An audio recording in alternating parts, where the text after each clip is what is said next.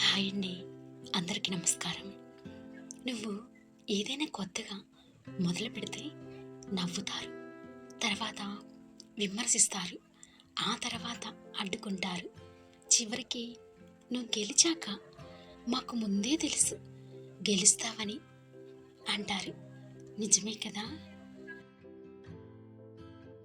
సరేలే కానీ అందరూ ఎలా ఉన్నారు? బాగున్నారా? మీరందరూ బాగుండాలని మనస్ఫూర్తిగా కోరుకుంటున్నాను.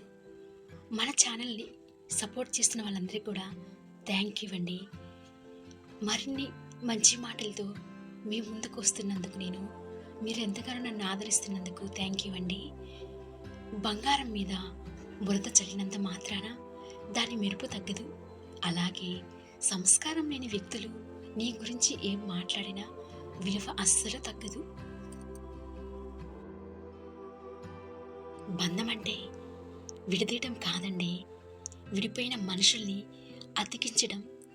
సూదిలా గుచ్చేలా మాటలు ఉన్నా దారంలా కలిపే గుణం ఉండాలండి. జీవితంలో ఏ బంధమైనా కేవలం రెండు విషయాలపై ఆధారపడి ఉంటుంది. ఒకటి నమ్మకం, మరొకటి భావోద్వేగం.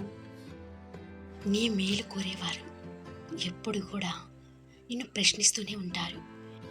నీ కీడు కోరుకునేవారు ఎప్పుడు నిన్ను పొగుడుతూ నీ భజన చేస్తూ ఉంటారు. భజన చేసేవారు కాదు, నీకు కావాల్సింది ప్రశ్నించేవారు కావాలి. తగ్గి బ్రతకడానికి, తల దించుకొని బ్రతకడానికి చాలా తేడా ఉంటుంది. అదేంటో గుర్తొచ్చినప్పుడే జీవితానికి ఒక అర్థం ఉంటుంది. ఒక్క అబద్ధం 1000 మందిని ఆకర్షించవచ్చు, కానీ ఒక్క నిజం 1000 మందిని ఎదిరించి ధైర్యం ఇస్తుంది. చెత్త ఉన్న చోట ముక్కు మూసుకొని ఎలా వెళ్తామో అలాగే చెడ్డ మనుషులు ఉన్న చోట నోరు మూసుకొని వెళ్ళటం కూడా అంతే మంచిది. ఎదుటివారి ముందు నిక్కచ్చంగా నిరోహమాటంగా ఉన్నప్పుడే బంధాలు, స్నేహాలు ఎంత దృఢమైనవో మనకు అర్థమవుతాయి. క్షమాపణ అడిగితేనే మాట్లాడేస్తారు అనే ధైర్యంతోనే మనల్ని ప్రేమించే వారి మనుషులను పలుమార్లు గాయపరుస్తూ ఉంటారు. నిజమే కదా? చెడ్డగా రాస్తే చేతి రాతనే మారినప్పుడు గట్టిగా ప్రయత్నిస్తే తలరాతలు మారవా? అసలు సమస్యకి పరిష్కారం విడిపోవడమే అయితే విడగొట్టడానికి చాలామంది ఉంటారు కదా.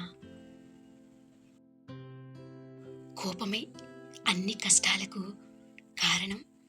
దాన్ని ఎలా నియంత్రించుకోవాలో తెలుసుకోవాలి. లేకపోతే జీవితం దురందంగా మారిపోతుంది. పెళ్ళికి ముందులా పెళ్లి తర్వాత ప్రేమ కనపడదు. దయ్యం మనది కానప్పుడు ప్రతి కుక్క మనను చూసి మరుగుతూ ఉంటుంది. స్టేటస్ చూసి ఏదో జరిగింది అని అనుకోవద్దు ప్లీజ్. నచ్చింది పెట్టాను అంతే. ఇప్పుడిప్పుడే జీవిత సత్యాలు తెలుసుకుంటున్నా.